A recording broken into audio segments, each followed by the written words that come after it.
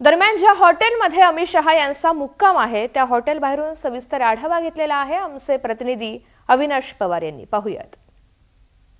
आज पुण्यामध्ये अजित डोवाल यांना लोकमान्य टिळक पुरस्कार हा प्रदान करण्यात येणार आहे। यामुळे आज पुण्यामध्ये अजित डोवाल यांच्यासह केंद्रीय गृहमंत्री अमित शहा यांचा जो फौज फाटा आहे तो या ठिकाणी आपल्याला उपस्थित झाल्याचं पाहायला मिळते। काल रात्रीच इथे मुक्कामी आलेले केंद्रीय मंत्री अमित शहा हे जे आहेत या रिट्स कार्लटन हॉटेल जे आहे पुण्यामधलं एरोड्यामधलं तिथे आता आपल्याला इथे थांबलेले पाहायला मिळत आहेत। मात्र इथे मोठ्या प्रमाणात पोलीस बंदोबस्त हा वाढवण्यात आल्याचं चित्र आपल्याला पाहायला मिळते।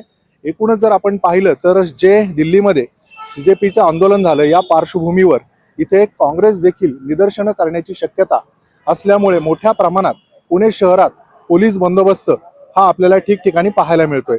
वेगवेगळ्या चौकांमध्ये हीच परिस्थिती संपूर्ण पुणे शहरात आज दिसून येते। आज इथे मोठ्या प्रमाणात हॉटेलच्या खाली हा मोठा फौज फाटा आपल्याला दिसून येत आहे। एकूणच जो बंदोबस्त आहे तो वाढवण्यात आलेला आहे। थोड्याच वेळात केंद्रीय मंत्री जे अमित शहा आहेत ते इथून आता शहराकडे रवाना होतील, कारण जो लोकमान्य टिळक पुरस्कार जो आहे तो स्वारगेटच्या जवळ असणाऱ्या लोकमान्य सभागृहामध्ये प्रदान करण्यात येणार। या मुख्य कार्यक्रमाला ते उपस्थित राहतील। यासोबतच अजूनही काही कार्यक्रम ते तिथे उपस्थित राहून त्यांना संबोधित करतील। मात्र ज्या पद्धतीने दिल्लीमध्ये आंदोलन झालेले आणि काँग्रेसने निदर्शनाची भूमिका घेतलेली आहे त्यामुळे मोठ्या प्रमाणात पुणे शहरात हा बंदोबस्त वाढवण्यात आल्याचं चित्र आपल्याला पाहायला मिळतं।